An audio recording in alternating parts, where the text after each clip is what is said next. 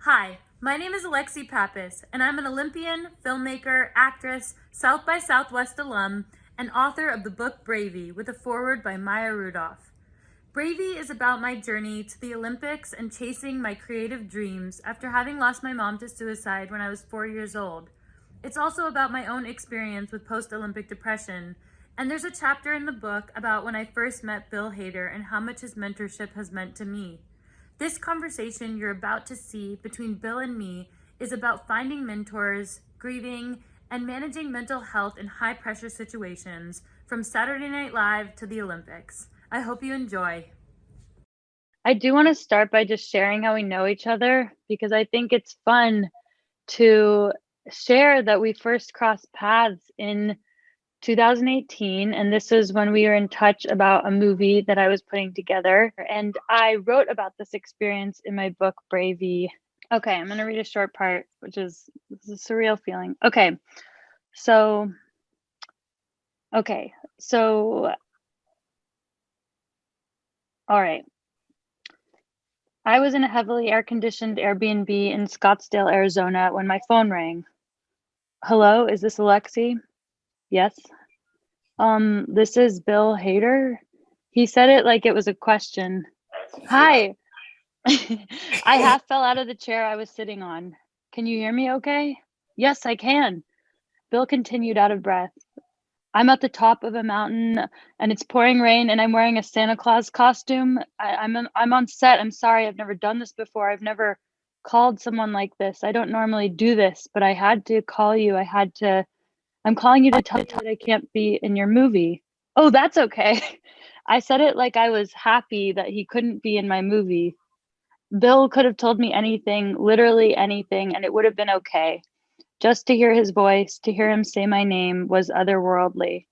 All I ever want is for people I admire to believe in me and maybe give me a chance. Usually, this applies to coaches and older teammates, never to famous people. It's always felt to me like celebrities live on a different planet, one I very much want to visit and maybe even live on one day too. And when someone you've admired from afar says your name, the reality sets in that you are both people living here on this earth and could possibly cross paths. The last time I felt like this was when I met Princess Belle at Disneyland and the world of Beauty and the Beast came to life and everything magic felt really real. Okay, I'm not going to keep going, but Yeah, no, it's true though. I was like, I got to reach out to her because I really like this, and I think she's, talented, and it's such a cool project. I'm bummed out. I'm bummed I couldn't do it. yeah, but I think that like gift of confidence is like it's how you're I mean, you can have mentors and you can have mentors that you've never met, like just people where I don't know, you watch their movies and you're like, I want to be like that person or I want to like imitate them. Um, and I think even the phone call made you like that to me, like it's like a gift of confidence. And I was wondering, like, have, did you have mentors like growing up, or did you have like people or any interactions like this where you're like, that has changed my life, or that I've decided could change my life, or Yeah, definitely. I mean, mentors for me were always, everybody from people in my family. My grandfather was one. what did your I grandfather, I mean, lived. what was your He grandfather was a like? great guy. He died when I was 17, but he was pretty young too. He was like 61 when he died, but he Oh, he lived like a one house away from us. My grandparents did, so I kind of it was like we went between both households growing up, me and my sisters. And he was just I just it was just again, it's kind of like it wasn't a specific thing he did. It was just the yeah. way that he held himself, and he was just very kind, and no matter what, there's just like no judgment. Like I remember coming to him and saying, I really want to go find famous monsters magazine, which was like this monsters magazine from the 60s, and I wanted to see if this comic book shop had them, if they had reissues of them, and I was like 12 or something. and he was into like golf, and he was an engineer and all this stuff. And, never was like, want to do what? He just went, oh, okay. And then he was as invested in it as I was. He went, do you have Famous Monster magazine? Well, do you know where they would have that? You know what I mean? Do you know where? And it was just a genuine showing of love and affection, like, oh, my grandson wants this thing. I'm going to try to get it for him. And I love the way that that made me feel. And also just love of reading. He loved reading. And so he would take me to a bookstore and go, what do you have to get for school? Oh, Red Badge of Courage. Okay. He goes, well, do you want to get something for yourself?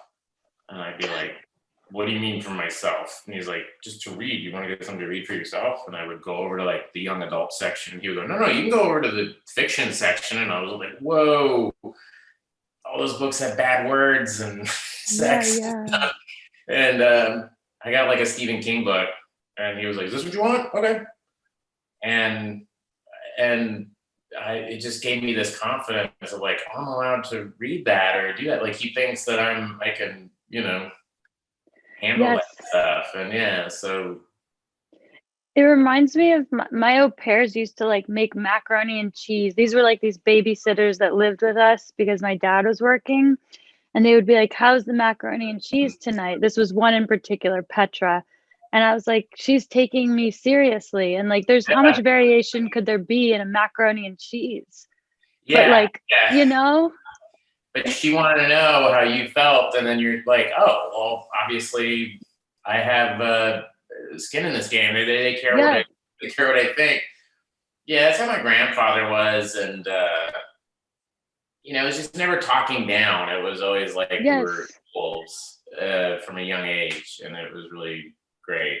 It's like if they could take that seriously, then they could take any dream you had seriously. Yeah. Do you know what I mean? Yeah. Sometimes it's different for everybody, and then every situation is different. Like, I remember living in LA 21 years ago now when I moved here, and not knowing very many people, and I was just a PA on sets and stuff like that.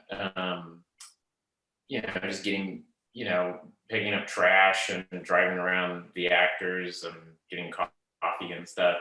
And I remember at some point finally going like, I'm the only person who's going to take myself seriously in this town. Like, no one knows anything.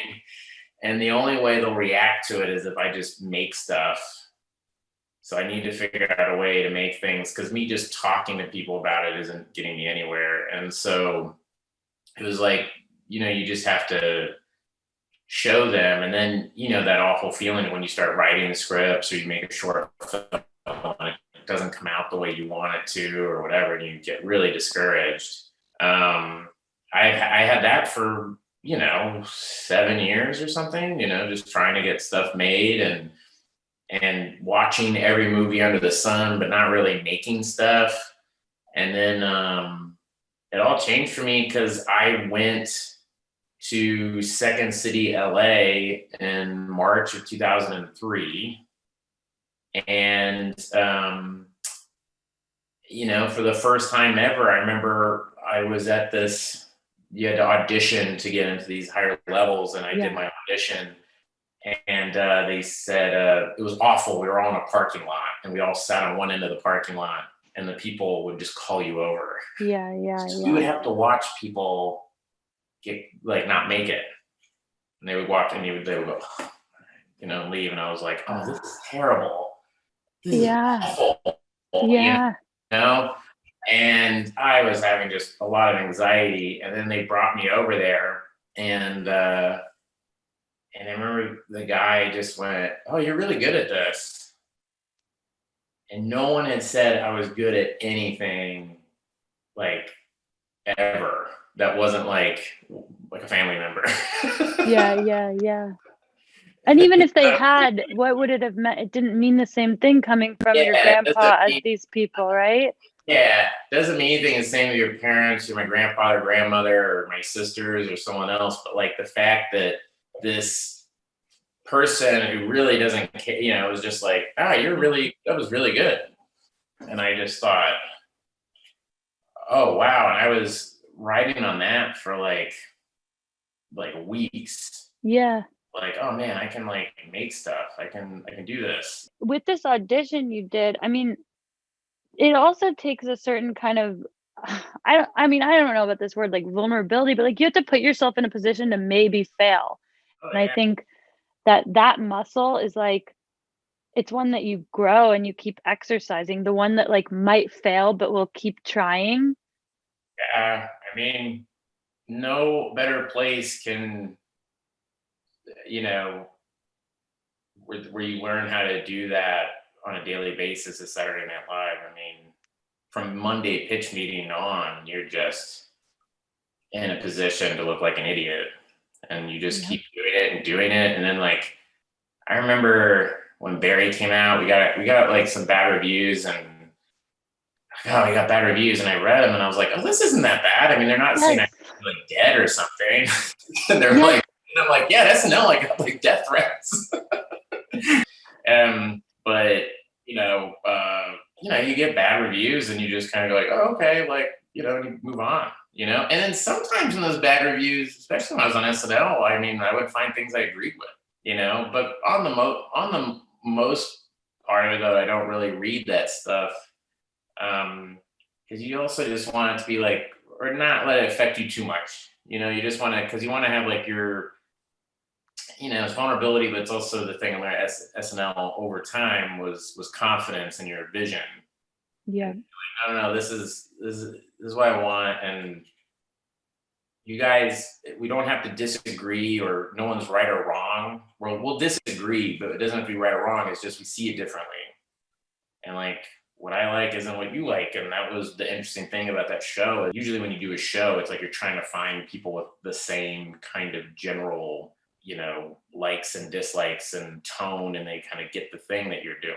But at SNL, it was just so many people with different tastes and voices and stuff, and a lot of them were just completely different from each other. And so, by virtue of that, you had people doing sketches that other people didn't like, and vice versa, Yeah. things like that. But you had to just like, there was no like lack of respect for the people.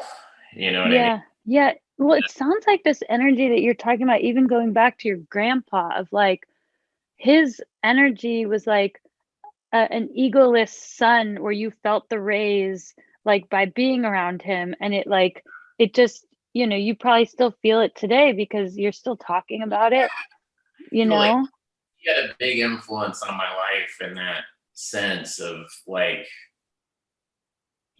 like it doesn't matter.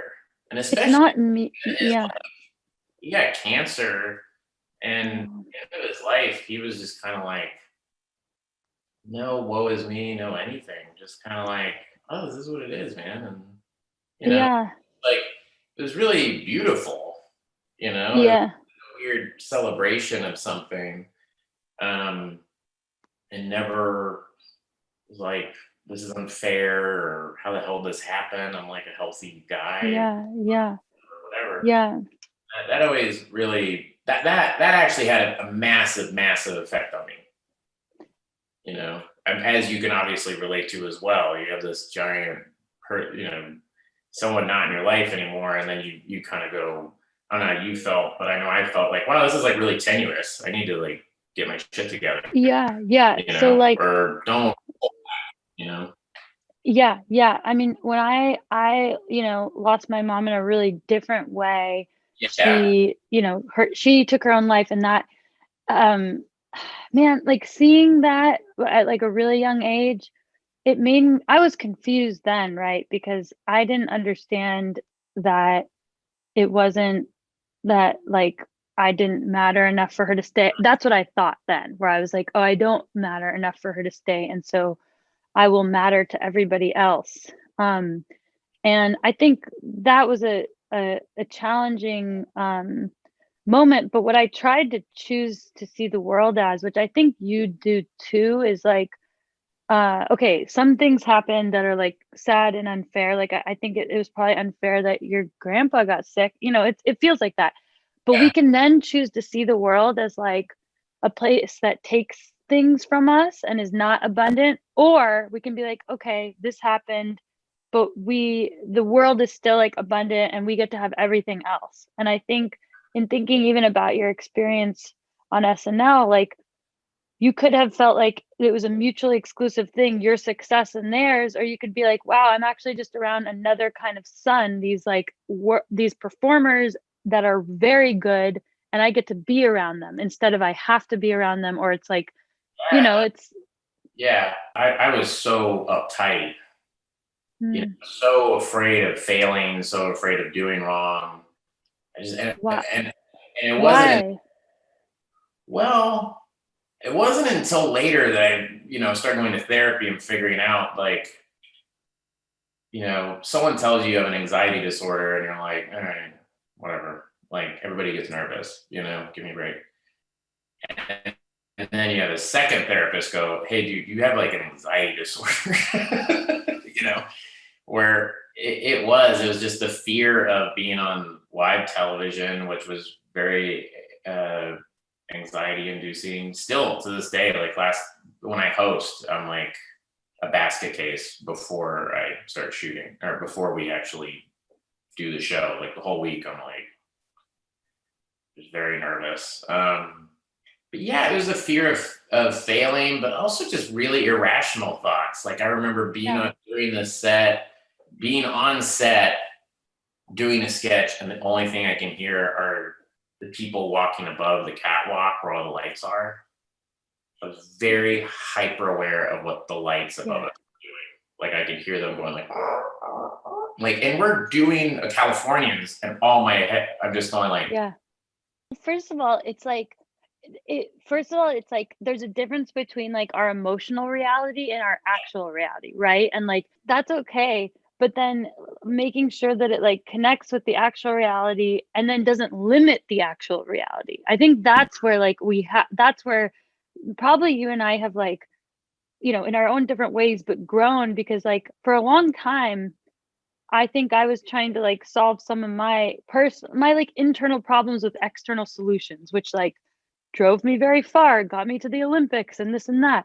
But eventually it will limit us. All of us have these anxieties. And if we truly play out, this is something I think it's like I have a sports psychologist that I work with. And whenever I have an anxiety like that, they ask me, what's the worst part about this? And like, what's the worst part about that? And usually it gets to like a core fear or whatever. And usually when you play it out, it's not that bad. Like even when we think about trying something new and we're like, I'm nervous, blah, blah, blah. It's like, but what's the worst part? That they say no, that they reject you? The biggest life changer for me when I like had a post-Olympic depression was like to realize this isn't like it's an injury to my brain. It can heal. Like it doesn't need to be this like I can like nail this down, get on a program and take care of it. And I think that all we ever want is to like have feel safe taking care of things. And, I've seen your advocacy for mental health. And I think that it makes a huge difference because people just need to feel permission to like take care of the things they need to take care of and not feel so crazy for feeling crazy, right? It took me a long time to just accept that you have like a mental problem, and I would think like, oh, I just get nervous or I worry a lot. And so, therapy, and I'll admit it, like medication has helped me a lot, like just being able to try to like calm down, but also like very simple things like, I was 40 when someone was like, hey, like caffeine makes your anxiety worse. I was like, what? Right. And then I cut down on caffeine and I was like, oh, okay. So that was an issue. I was drinking coffee before every SNL episode. I was out of my mind. Right. And then when you learn these things, you can retroactively be a little bit more compassionate towards your yesterday self. Like, this is a thing that I am, and I know what's useful for me to address it now, and I'm going to do it. It's like, it's almost like, it's almost like if someone, I don't know, like pees in their pants and then they accept it. They're like, I've peed in my pants. No one can point at you and be like, but you peed in your pants. And you're like, I know I peed in my pants. That's not good. I own it. I own it. Owning your, yeah, but it's just saying that you have like a issue and not apologizing for it, you know? Well, it's just having some objectivity, but it's not to discount like, look, I feel like I'm doing really well in life and I'm happy, but I also like, you know, have a mental illness. You know, it's like I have a problem, you know, it's It's learning real. going, okay, so this isn't a brain tumor. I, you know, I was just exhausted and this is anxiety. And the minute you can go, oh, that's anxiety, and anxiety is my friend. So don't push it away, because when I push it away, it makes it worse. So, you know, it's a faulty alarm in your body, you know? It's like your body constantly feels like it's under attack, you know? Yeah. And so when people on SNL are like, oh, you used to break all the time, I'm like, that's anxiety because I'm like this. So all it took was someone going, and I would just like fall apart. Yeah. I was just like, oh my God, this is, you know, this is terrible. Why? That was what I would be saying to myself before I went on SNL almost all the time. I'd be But going, why did I agree to this? right. But now you're calling it your friend. And I think that's cool because it means that, like, at its core, your body is probably rooting for you. And it's like, it's giving you these false alarms because it is like, it's like a child that's like, are we okay? Are we okay? And like, it's just waiting for you to be like, yeah, we're cool. Like, I see you. You just kind of Yeah. say, all right. So there you are. Cool. And just know that it comes. But the best thing is that it also goes. Yes, how you feel right now is not how you will feel forever. If it was like actually a broken leg or like a sprained ankle, no one would look at you and be like, fix this tomorrow. Like they would understand that it's real. It's just that you don't wear a cast over your head. And Yeah. so, right? And so sometimes it's the most disorienting thing is when you feel like the way the world sees you and the way you see yourself are at odds. That's Yeah. like the most, you know. Well, that's the thing. Everyone's always like, "Oh, you're so giggly on talk shows and you laugh so much." And I'm like, "That's what I do when I'm really nervous." Like, I was on Stephen Colbert and I'm laughing the entire time super hard, and it's because I'm terrified. I'm so nervous. You know, I'm like, you know, you're going in front of an audience. Like, I get so nervous. You know, and then some Yeah. days I do it and I'm totally fine. But that day, I don't know what, I was fine. And then the minute I got on my mark before I went out there, anxiety just was like crawling on my face. And I was like, oh my God, all right, there you are. All right, let's go out and just laugh a bunch. Who fucking cares? Your Yeah. laugh is really, really great. And I think the more that you're talking about it, the more that you're allowing it to be that the way the world sees you is more like it's like finding a little bit more of a middle ground because you're more and more honest about your Yeah, own life. yourself. It's like I think before you would want to try to not be that way and try to like control Yeah. it. And then you Yeah. kind of, that's me, man. I'm just like a spazzy, giggly weirdo. The best thing you can do is what I'm learning. And here's the one thing. It's like you manage it and you learn more about it every day. Yes. And you'll always be learning about it. And each time you kind of get a better handle on it, you know? So, and everything's like a test. And I felt like this pandemic, especially for me, was a massive test where like the first 9 months of this pandemic were really, really rough for me mentally. And then you're able to kind of go, okay, I've figured this out, you know? And a lot of it's just breathing and trying to be in the moment. And it's fine to distract yourself, you know? And having the confidence that you know that you know it's going to go away, that feeling like you said it'll go away. Okay, well, I want to thank you, Bill, and I just your like mentorship to me, which I think I've wholeheartedly like labeled and adopted myself into this Bill tradition, but it's you're like a son to me. You are like, I mean, a son meaning S-U-N, not S-O-N. Yeah, all right, okay. You're like a child to me. I was like, no, that's cool. That's cool. Whatever you want to do. Like, Yeah. Things got weird at the end.